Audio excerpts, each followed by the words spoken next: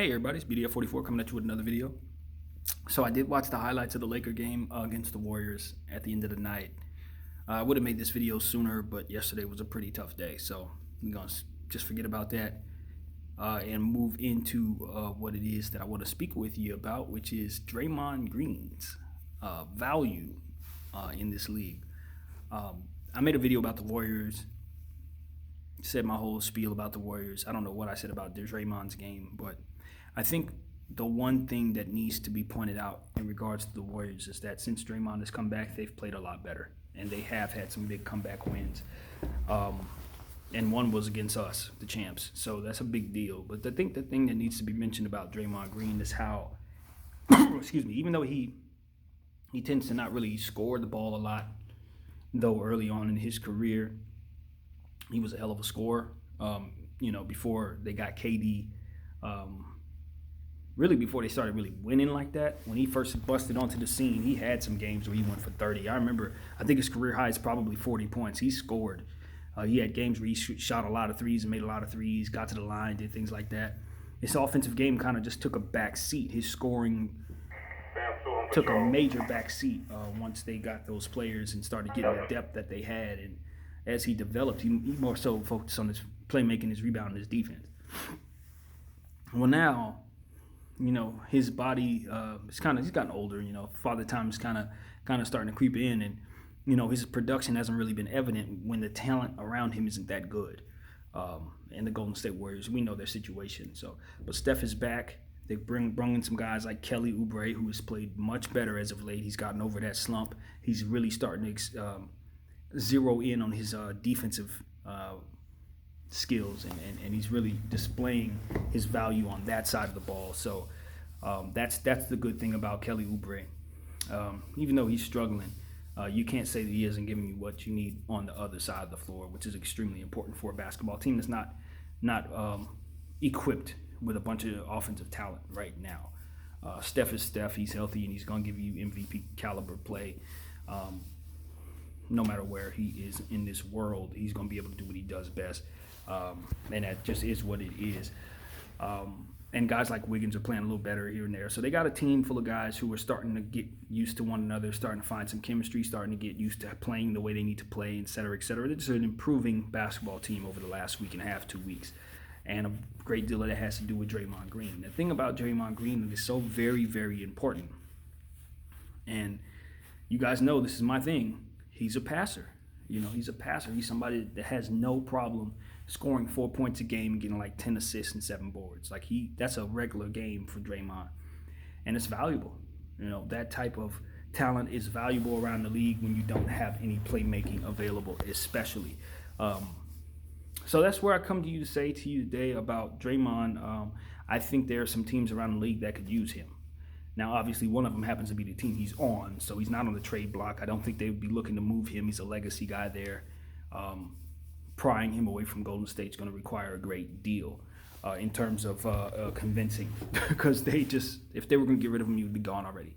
But I think a team like the Clippers, if they were to get Draymond right now, he would make the difference for them because they don't have the playmaking that he provides. And you don't really need it to come from the point guard position. I know a lot of people think it does, but it doesn't. You just need somebody on your team somewhere who can get other people the ball and make them better and put them in their spots and just overall just improve the cohesiveness of your offensive side of the ball. That is what he does. And at his position, it isn't something that you find very often.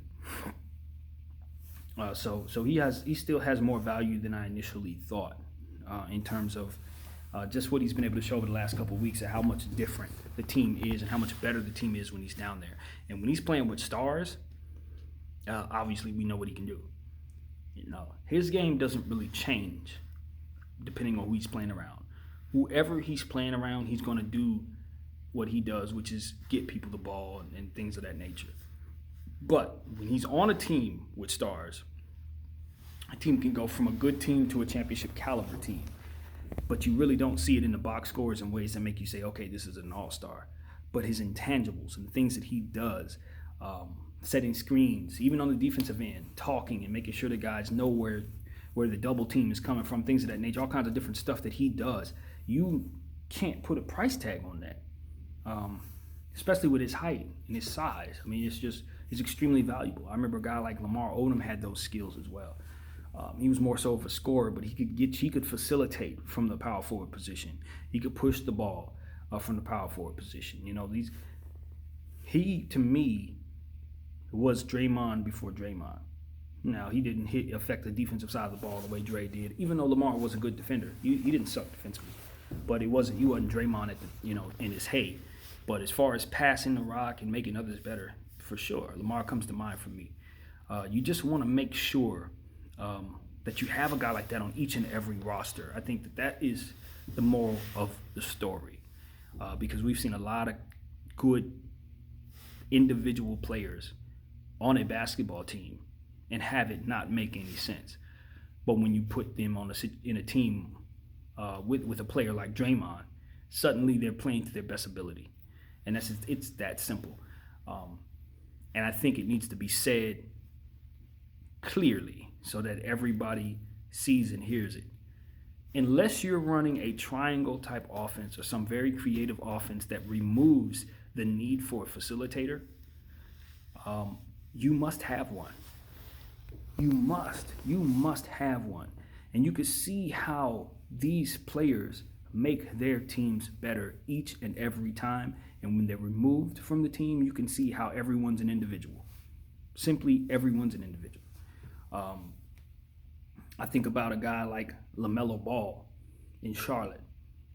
He's really the only difference besides Gordon Hayward, which is a big besides. But, they almost have the same team they had last year. You put a passer on the floor, somebody who's going to make other people better. Suddenly there's somebody to watch. Suddenly they're in the playoff hunt. Suddenly you're watching them. You want to watch them. I think about Tyrese Halliburton in Sacramento. Same exact thing. Sacramento's a much better team when he's on the floor. They're a much better team, period, because he's on their team. He passes the rock. He plays defense. He makes others better. It's a thing, and we need to start really thinking about that as fans when we're watching basketball. It's not just about who can get the buckets. Buckets are very important. Offensive players who can score the ball are always going to have a place in this league. But without guys setting them up, without guys making sure that they get the ball in their spots, without guys who are going to attract attention so that they can have a little space out there, without those type of players, I don't care how great your mechanics are, you're going to have a hard time finding cohesion on your floor. I think of a guy like Carmelo Anthony when he played for the Knicks. Did he have anybody down there that was setting him up? They were usually giving him the ball and telling him to create from his spots. He would have been so much better if he had a Jason Kidd to run around with.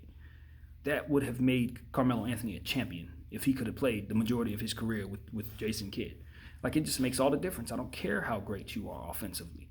It literally does not matter.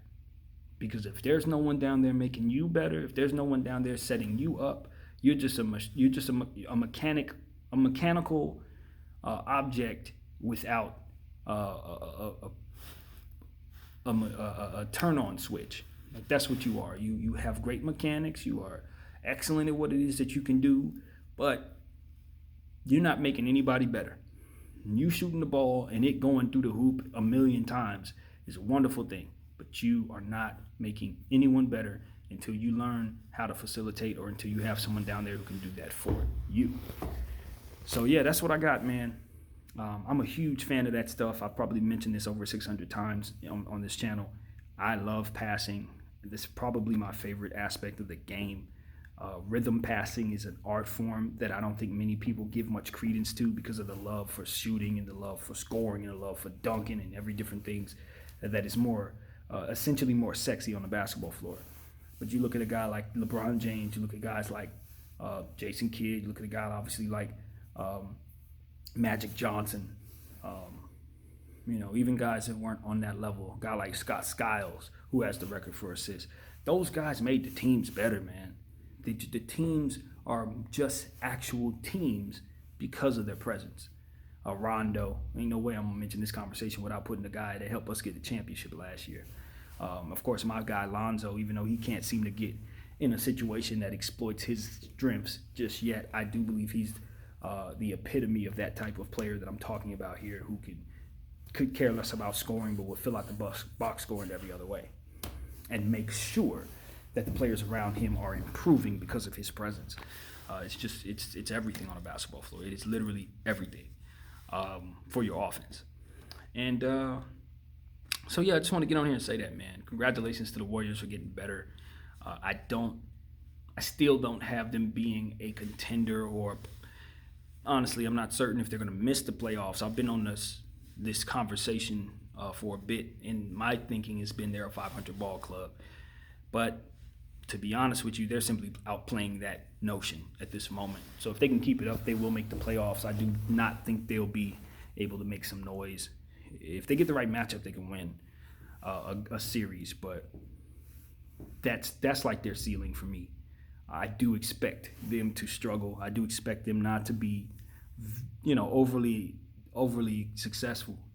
But you got to give Steve Kerr some credit in helping this team find its confidence, which is what I'm seeing out there. So it stands to reason that I would make a video mentioning the Warriors in a positive light, because I've made videos about them in a negative light, and they've just simply played better than I said. So this is me coming back saying, yo, the Warriors are getting it together. It's not all doom and gloom like I thought. Anyway, thanks you guys for watching. I'm out.